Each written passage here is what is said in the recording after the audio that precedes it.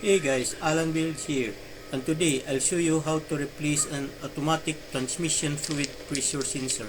In this case, this is Dutch Journey 2013. The person who owned this car asked me to find out what's wrong with this car.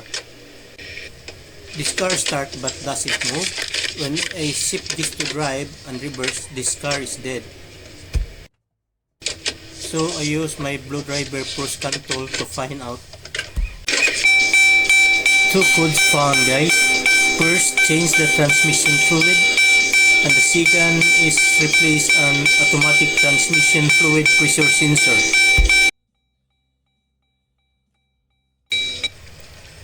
The transmission is underneath this air filter box, so this will remove to get to the transmission. Remove these holes and undo those 4 screws.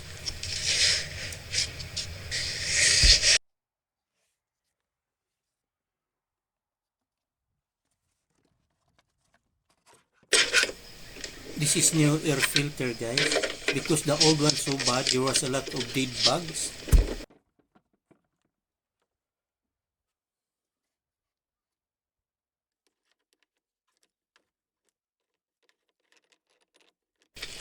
Just pull this air filter box out,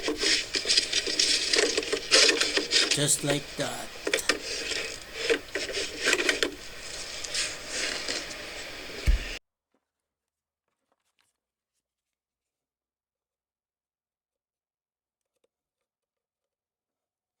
Just push this and pull this off.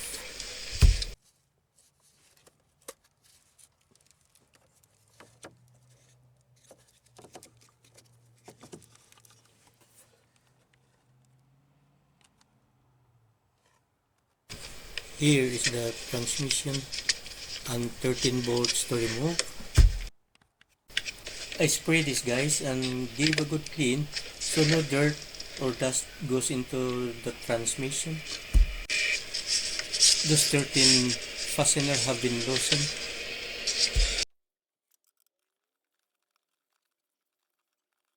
I'm taking those 13 fasteners off.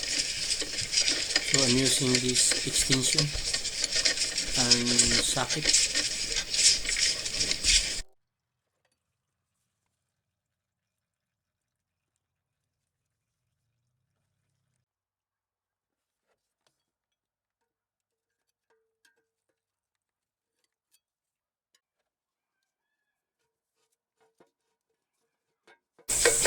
So we have to remove the coolant reservoir, guys, because we need more room.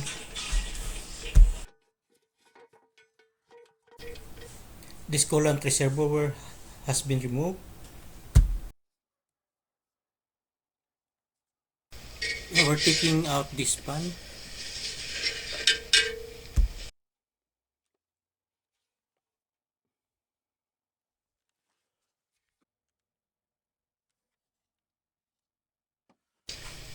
Here is the transmission fluid pressure sensor, guys.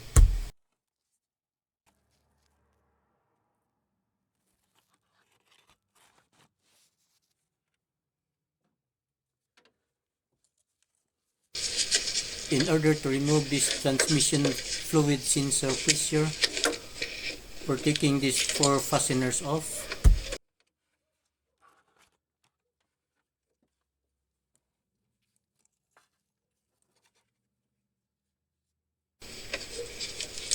Yeah, just turn counterclockwise.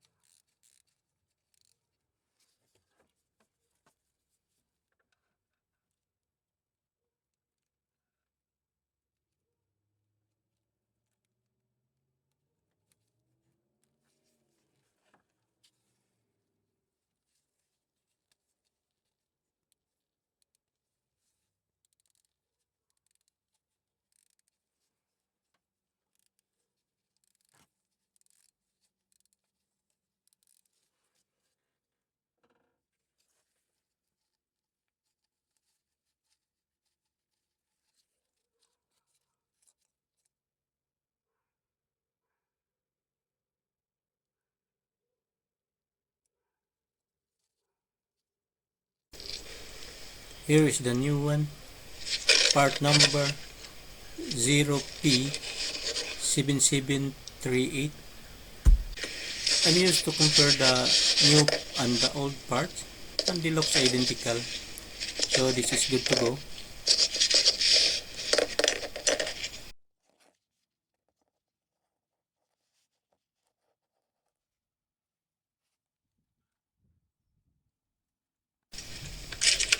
Let's install this new transmission fluid sensor pressure switch.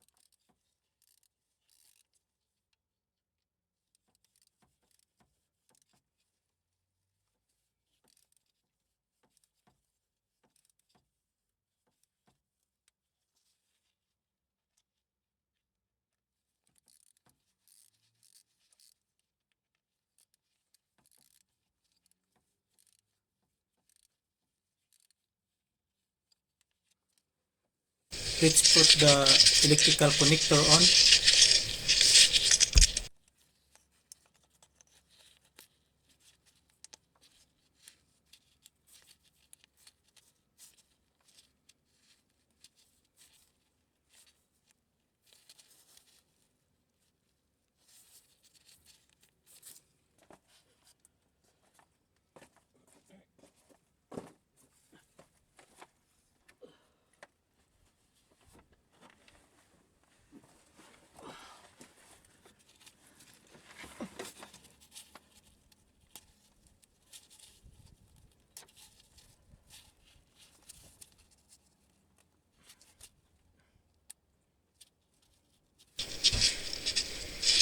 That's how to replace your transmission fluid sensor pressure switch.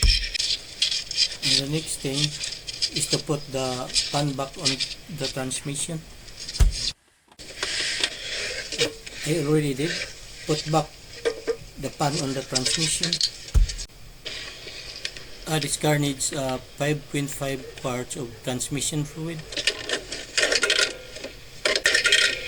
Here is the transmission fill pad.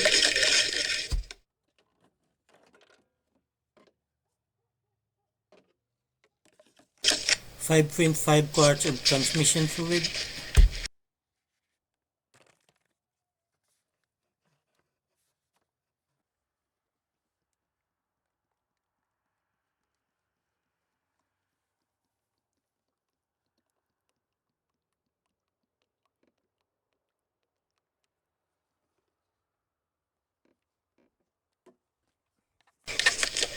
It's completely done, guys, so let's go in the car.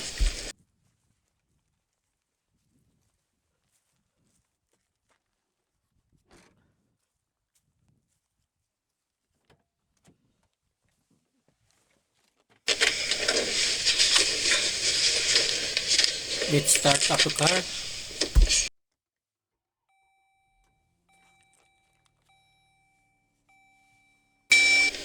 And let's shift this in its gear. R, N, D, then go back in R, D. Now we'll see if this car move. Moving to the throttle. It's moving, guys. Look at it's moving.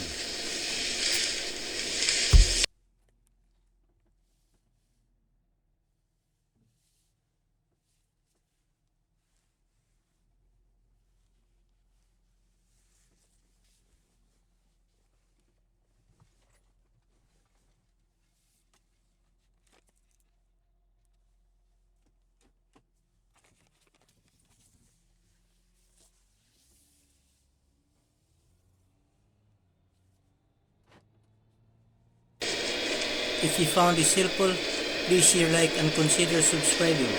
And hit that bell notification so you are the first ones to get notified when I upload a new video. Thanks guys, and drive safely.